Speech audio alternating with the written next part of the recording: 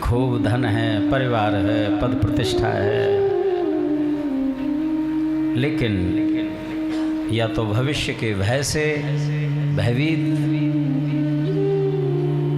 और अतीत की घटनाओं को कल्पना करते हुए शोकित हो जाता है। ये सोच होता है ना, सोच, शोक भूतकाल से संबंध होता है इसका, और भय का संबंध भविष्य से होता है।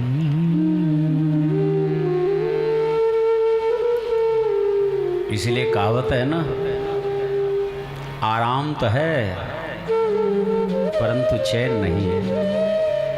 खूब मोटे डल्लव के गद्दे पर पड़े हुए हैं, करवट बदल रहे हैं, नींद नहीं आ रही। यद्यपि गले में सोने की मोटी चैन है, लेकिन भीतर से बेचैन है। भागवत धर्म कहता है भले ही ऊपर से बेचैन बने रहो, लेकिन भीतर जो है चैन होना चाहिए। यही तो जीवन की पूंजी है, जो सुख और दुख के द्वंद्वों से ऊपर उठ जाता है।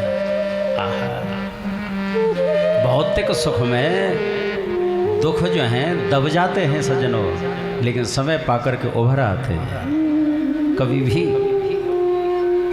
लेकिन जब आनंद की स्थिति होती है, सुख और दुख सब नीचे रह जाते हैं, वहाँ तक पहुँच नहीं है इनकी।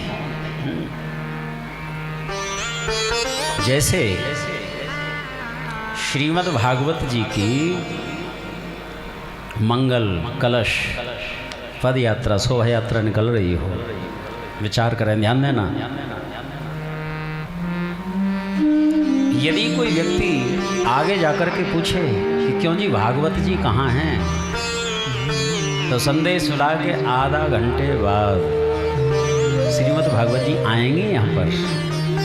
हाँ, अभी वर्तमान में नहीं है, आधा घंटे बाद आएंगी, भविष्य की प्रतीक्षा है।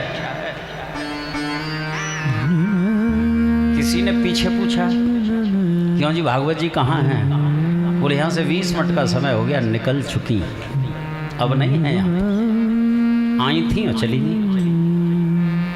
पीछे जो है अतीत की घटना हो गई, भूतकाल की घटना हो गई, लेकिन विचार करो जिनके ब्रह्मरंध्र के ऊपर श्रीमद् भागवत विराजमान हैं, वहाँ न तो भविष्य की प्रतीक्षा है न भूतकाल का कोई, ये है कि वो तो भागवत यहाँ ही चली गई। वर्तमान ही वर्तमान है, आनंद ही आनंद होता है।